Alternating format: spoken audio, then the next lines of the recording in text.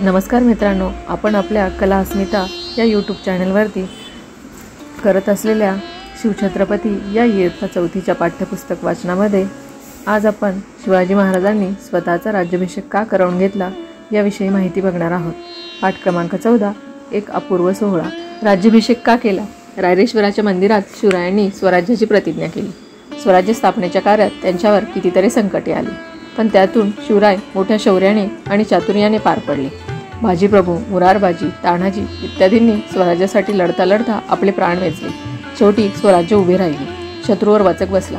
या स्वराज्याला सर्व राजेरजवाड्यांनी मान्यता द्यावी म्हणून शिवरायांनी राज्याभिषेकाची योजना आखली।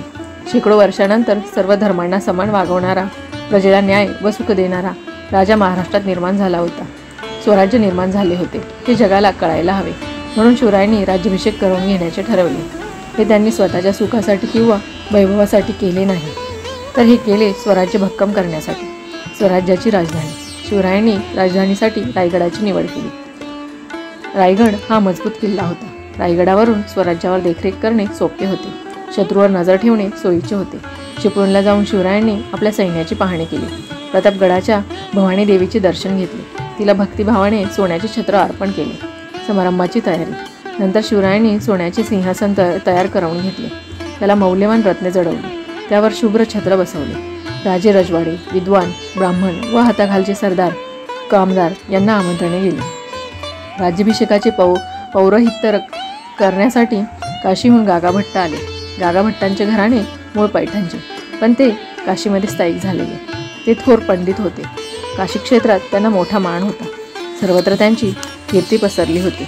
सप्तगंगा आणि समुद्र यांचे जल आणण्यासाठी माणसे गेली। राज्याभिषेकाची तयारी शिवरायांनी यथासांग केली। रायगडावर सुमारे 50,000 माणसे जमली। त्यांच्यासाठी जिकडे तिकडे तंबू, डेरे, राहुट्या यांची गर्दी झाली। राज्याभिषेकाचा सोहळा। राज्याभिषेकाचा दिवस उजाडला। महामंगल दिवस होता तो। वाद्ये वाजू लागली, गवई गाऊ लागले, सगळीकडे आनंदी आनंद झाला। शिवराय सोन्याच्या चौरंगावर बसले। तूप, दही, मध यांचे कलश, छत्र, चामर यांतील एक एक वस्तू एकेका पुरोहिताच्या हातात होती। गागाभट्ट यांच्या हातात सोन्याची घागर होती, तिच्यात गंगा, सिंधू, यमुना, गोदावरी, कृष्णा, नर्मदा व कावेरी या 7 नद्यांचे पाणी भरलेले होते। गागाभट्टांनी ती सोन्याची घागर शिवरायांच्या डोक्यावर धरली व ते मंत्र म्हणू लागले। घागरीच्या 100 छिद्रांतून शिवरायांवर जलाभिषेक झाला। मग शिवराय उठले आणि जिजामातेच्या पाया पडले। मासाहेबांनी शिवरायांना पोटाशी धरले। त्यांच्या डोळ्यातून आनंदाश्रू वाहू लागले। त्यांनी केलेल्या 30 वर्षाच्या कष्टाचे चीज झाले। शिवबाच्या जन्माआधीपासून त्या माऊलीने मणी धरलेले स्वप्न आज साकार झाले होते। आईचा आनंद अश्रूंवाटे बाहेर पडला।